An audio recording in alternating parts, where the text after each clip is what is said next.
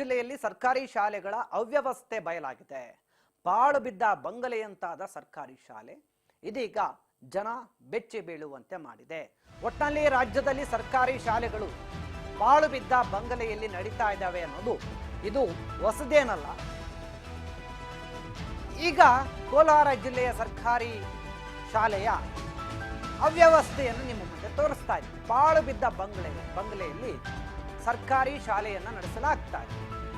ಇದು ಶಿಕ್ಷಣ ಇಲಾಖೆಯ ನಿರ್ಲಕ್ಷ್ಯ.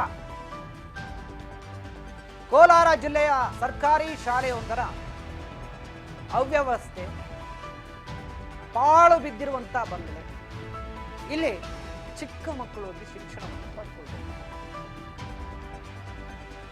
ಕೋಲಾರ ಜಿಲ್ಲೆಯಲ್ಲಿ ಸರ್ಕಾರಿ ಶಾಲೆಗಳ ಅವ್ಯವಸ್ಥೆಯ ಬಗ್ಗೆ ಇದೀಗ ನಿಮ್ಮ ಗಮನಕ್ಕೆ ಒಂದು ಸುದ್ದಿಯನ್ನ ಬಿತ್ತರಿಸ್ತಾ ಇದೆ ರಾಜ್ ನ್ಯೂಸ್. ನೋಡಿ, ಇದು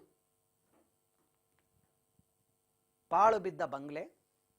ಈ ಬಂಗಲೆಯಲ್ಲಿ ಶಾಲೆಯನ್ನು ನಡೆಸಲಾಗಿದೆ. ಮೇಲೆ ಅಂಚು ಎಲ್ಲ ಉದುರೋಗಿದೆ. ಮಳೆ ಬಂದ್ರೆ ಬಿದ್ದೋಗುತ್ತೆ. ಬಿದ್ದೋದ್ರೆ ಅಲ್ಲಿ ಹುಡುಗರು ಏನಾದ್ರು ಇದ್ರೆ ಅಪಾಯ ಕಟ್ಟಿಟ್ಟ ಬುತ್ತಿ. ಅದಕ್ಕೆ ತೇಪೆ ಹಚ್ಚಿದ್ದಾರೆ. ಶಿಕ್ಷಣ ಇಲಾಖೆ ಮೊದಲು ತಮ್ಮ ಮುಖಕ್ಕೆ ತೇಪೆ ಹಚ್ಕೋಬೇಕು. ಯಾಕೆಂತಂದ್ರೆ ಕರ್ನಾಟಕದ ಯಾವ ಶಾಲೆ ನೆಟ್ಟಗಿದಾವಂತ. ಕೊಠಡಿಗಳೂ ನೆಟ್ಟಗಿಲ್ಲ, ಶಿಕ್ಷಕರೂ ಇಲ್ಲ, ವ್ಯವಸ್ಥೆ ಸರಿ ಇಲ್ಲ. ಒಂದು ಒಳ್ಳೆ ಶಿಕ್ಷಣ ಕೊಡೋಕೆ ಯೋಗ್ಯತೆ ಇಲ್ಲದೆ ಇರುವಂತ ಪರಿಸ್ಥಿತಿ ನಾವು ಕಾಣ್ತಾ ಇದ್ದೀವಿ. ಮಳೆ ಬಂದ್ರೆ ನೀರು ಸೋರಿರೋದು ತಾವು ನೋಡ್ತಾ ಇದ್ದೀರಲ್ಲ. ಮಳೆ ಬಂದ್ರೆ ನೀರು ಸೋರಿರೋದು. ವಿಧಾನಸೌಧ ಇಲ್ಲಿ ಶಿಫ್ಟ್ ಮಾಡ್ರಿ ನೋಡೋಣ. ಇಂಥ ಶಾಲೆಗಳಾಗ ಒಂದಿನ ಹೋಗಿ ಅಲ್ಲಿ ಅಧಿವೇಶನ ಮಾಡ್ರಿ. 1 ಗಂಟೆ ಕೂಡ ಅಲ್ಲಿ ನೀವು ಕೂತ್ಕೊಳ್ಳಲ್ಲ. ಎದ್ದು ಓಡ್ ಬರ್ತೀರ, ಎದ್ನೋ ಬಿದ್ನೋ ಅಂತ ಜೀವ ಹೋಗುತ್ತೆ ಅಂತ. ಅಂಥದ್ರಲ್ಲಿ ಮಕ್ಕಳು ಹೋಗಿ ಶಾಲೆಗೆ ಕೂತ್ಕೊಂಡು ಪಾಠ ಕಲಿಬೇಕು. ಏನ್ ಕರ್ಮನೋ ಏನೋ. ಈ ವ್ಯವಸ್ಥೆಯನ್ನ ಇನ್ನೂ ಕೂಡ ನಾವು ನೋಡ್ಬೇಕು. ಇನ್ನೂ ಎಷ್ಟು ವರ್ಷ ಬೇಕೋ ಏನೋ.